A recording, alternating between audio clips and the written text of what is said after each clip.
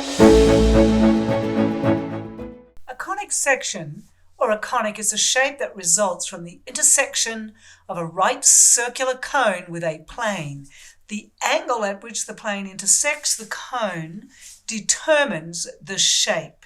So notice if I intersect my cone, the conic, with a plane at a perfect 90-degree angle, I'll get a circle of varying diameter. As I begin to rotate, you'll see I get an ellipse. A circle is the set of all points in the plane equidistant or equally distant from a fixed point called the center. The distance from the center to any point on the circle is the radius. In the diagram, the center is the point HK, the radius is r, the point on the outside of the circle is the xy or variable point, and the equation of the circle is x minus h squared plus y minus k squared equals r squared.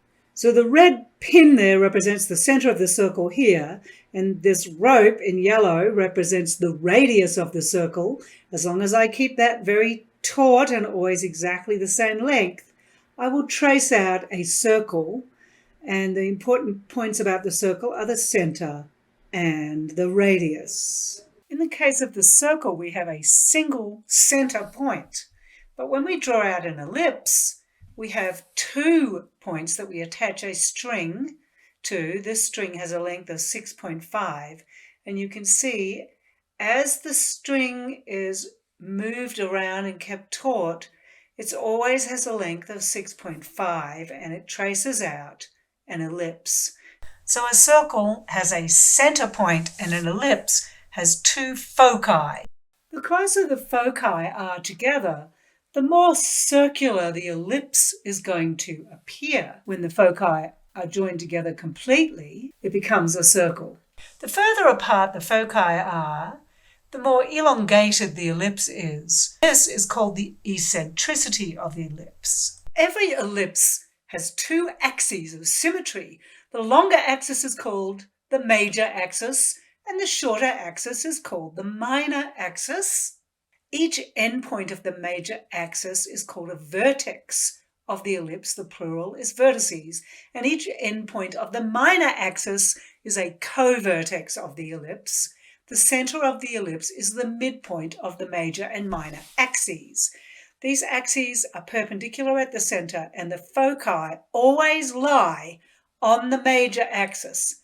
The sum of the distances from the foci to any point on the ellipse is a constant. The standard form of an ellipse with a center at 0, 0, and the major axis along the x-axis has the equation x squared over a squared plus y squared over b squared equals 1. A is greater than b. Notice that the larger denominator, a squared, is under the x squared term, meaning the major axis is along the x-axis. I mentioned the center is 0, 0. The foci are plus or minus c, 0, where c squared equals a squared minus b squared. The vertices along the major axis are plus or minus a, and y is 0. The length of the major axis is 2a. The co-vertices is 0 plus or minus b, where the length of the minor axis is 2b. Now we'll look at the standard form of an ellipse. Center is at the origin, but the major axis this time is on the y-axis. X squared over b squared plus y squared over a squared equals 1 is our equation. A is the larger number, so the larger denominator is under the y term, which means the major axis is the y-axis. Its center is 0, 0. The foci this time are 0 and plus and minus c for the y. C squared equals a squared minus b squared. The foci are always along the major axis. The vertices are 0 plus or minus a for the y coordinate, where the length is still 2a, and the co-vertices are plus or minus b, and the y coordinate is 0, and the length is 2b. In the example, we're asked to graph x squared over 9 plus y squared over 16 equals 1. Identify the center, the vertices, and the foci. I know the equation then will be x squared over 3 squared plus y squared over 4 squared equals 1.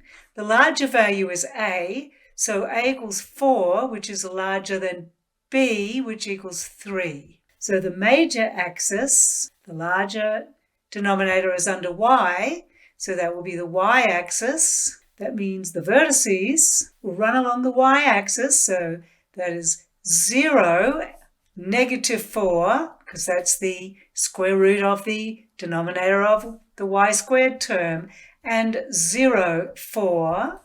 The minor axis is the x-axis, and the co-vertices will be -3, 0 and +3, 0, because they have to run along the x-axis where y equals 0. C squared equals a squared minus b squared. So that means that c squared is 16, subtract 9. C squared equals 7. C is plus or minus the square root of 7. The foci must run along the major axis. The foci will be at 0 minus the square root of 7.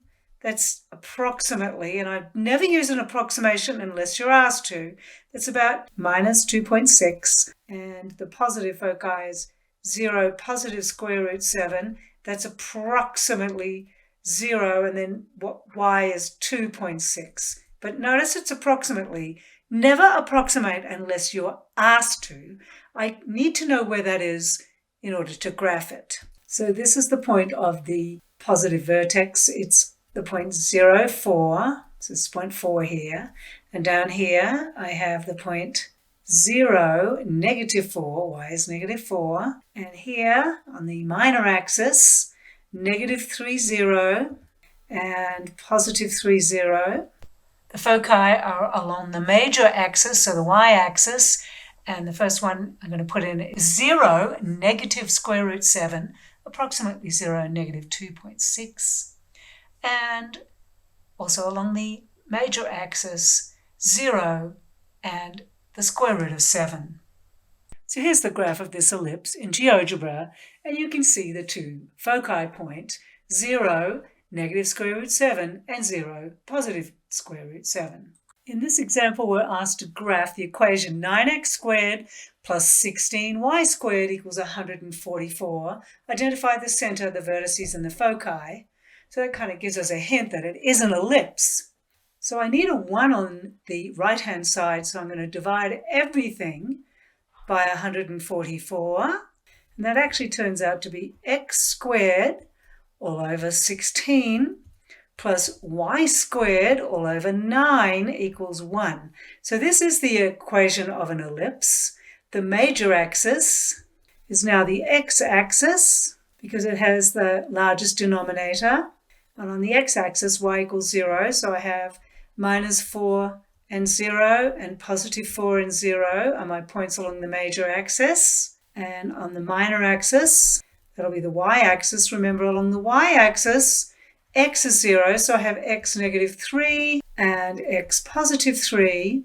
C squared equals a squared subtract b squared, so that's 7 again. So c equals plus or minus the square root of 7.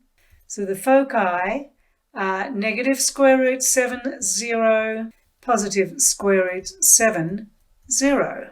So this is an ellipse with the x-axis as the major axis and the foci at -square root 7, 0 and positive square root 7, 0. For the equation of an ellipse with a center at hk instead of 0, 0, the major axis is horizontal. The major axis will be parallel to the x-axis, or horizontal, and that equation is x minus h squared all over a squared, plus y minus k squared all over b squared equals 1. A is the larger between a and b, so that makes the major axis horizontal under the x variable. Center, of course, is hk. The foci are h plus and minus c with the y value of k, and c squared equals a squared minus b squared. Vertices are h plus and minus a. Y value is k, where the length of the major axis is 2a. Co-vertices are h and then k plus or minus b, where the length of the minor axis is 2b. The equation for an ellipse with a center at hk, where the major axis is vertical or parallel to the y-axis, is x minus h squared all over b squared plus y minus k squared all over a squared equals 1, where a is greater than b is greater than 0. So the larger denominator is under the y variable term, therefore it's vertical. Centers HK, foci now are H and then K plus or minus C, where C squared equals A squared minus B squared. Vertices, X value is H, Y value is K plus or minus A. The length is still 2A. And the covertices, X value is H plus or minus B, the Y value is K, and the length of the minor axis is 2B. In this example, we're asked to graph X minus 2 squared divided by 25 plus Y plus 3 squared divided by 16 equals 1, and identify the center, the vertices, and the foci. So this is X minus 2 all squared over 5 squared plus Y subtract negative 3 all squared all over 4 squared equals 1. So we know A is 5 and B is 4 since they're the first and second highest square roots. 5 squared is under the X value. The major axis will be horizontal. The center will be at the point 2, negative 3. We can draw a line through X equals 2 and another line through Y equals negative 3, and that intersection is the center of our ellipse. Since it's a horizontal axis, the major axis is horizontal along the line X equals 2, I would have 2 plus or minus 5 here and leave negative 3 there. So my major vertices are 2 minus 5, negative 3, and negative 3. And the next one is 2 plus 5, or 7, negative 3. My covertices are going to run along parallel to the y-axis. So that means I have to make modifications to the y-axis. So 2, and then I need negative 3 plus or minus 4. That will be my covertices. So I'll have 2, negative 7, and 2, 1. Now, C squared equals 25 subtract 16. So C squared equals 9. C equals plus or minus 3. The foci will run parallel to the vertices and along the same line through the X coordinate here. So the foci will be 2 plus and minus 3 and negative 3. So the foci will be 2 minus 3, negative 1, negative 3, and 2 plus 3, 5, negative 3. If I draw my line, X equals positive 2 and Y equals negative 3, I can locate the center of my ellipse. Next, I'm going to put in the major vertices, so that's 7, negative 3, and negative 3, negative 3. The foci are going to run along this line where Y equals negative 3, so I've got negative 1, negative 3, and 5, negative 3. And next I'm going to put my co-vertices, 2, negative 7, 2, positive 1, and here is my ellipse. If I measure from vertex to vertex, the point negative 3, negative 3 over to 7, negative 3, I will see this is a distance of 10. And if I measure from my co-vertices, 2, negative 7, and 2, positive 1, I'll see this is a distance of 8, or 2b. In this example, we're asked to graph the ellipse. Note the center, the vertices, and the foci. X squared minus 8x plus 25y squared minus 100y plus 91 equals 0. So we are going to have to complete the square twice. I'm going to put all the x terms together. I'm going to put all the y terms together, and I'm going to factor out 25 because I won't be able to complete the square unless I have a leading coefficient of 1, and I'm going to subtract 91 from both sides. So I'm going to complete the square on the x term first. So take the coefficient of the x term and divide by 2 or multiply by 1/2. That's negative 4 all squared. So that equals 16. And I'm going to add 16 and also subtract 16. That's really equivalent to just adding 0, which is okay. For the y term, I have negative 4 divided by 2 all squared, so that's negative 2 all squared, or 4. So I will add 4 and also subtract 4. Now remember, the purpose of completing the square here is to rewrite the equation, not to solve it. So The perfect square here is x squared minus 8x plus 16. So I'll group the perfect square, and then I have the minus 16. I'll take that out of the parentheses.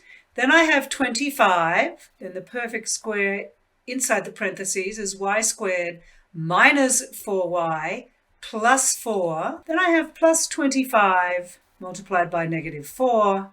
And all of that equals negative 91. So now I have x minus 4 all squared plus 25 multiplied by y minus 2 all squared minus 16 minus 100 equals negative 91. So that's negative 116. So I have x minus 4 all squared plus 25 times y minus 2 squared. And I'm going to add 116 to both sides, and this will give me 25. Now to get the equation of an ellipse, I have to have equals 1 here. So I'm going to divide everything by 25. So this is a factor of 1. So this becomes x minus 4 all squared all over 5 squared plus y minus 2 all squared divided by 1 squared equals 1. So the center of the ellipse is x is 4, y is 2. The largest denominator is under the x term, so the major axis is horizontal or parallel to the x-axis. The vertices are 4 plus or minus 5 and 2. Since it's horizontal, I'm going to deal with the x term. So negative 1, 2 and 9, 2 are the endpoints of the major axis. So c squared equals a squared, which is 25, minus b squared, which is 1. That means c is plus or minus the square root of 24. So c is plus or minus 2 times the square root of 6. So the foci are 4 minus 2 times the square root of 6, and then 2 for the y value, and 4 plus 2 times the square root of 6. Y value is 2. For the co-vertices, I have 4 and then 2 plus or minus 1. So I have 4, 1 and 4, 3. So I entered the general equation into GeoGebra, and we can see the ellipse here. The center of the ellipse is at the point 4, 2. The vertices are negative 1, 2 and 9, 2. And the co-vertices 4, 1 and 4, 3. This particular ellipse is very much longer than it is taller. So I expect the foci to be very far apart, and they are.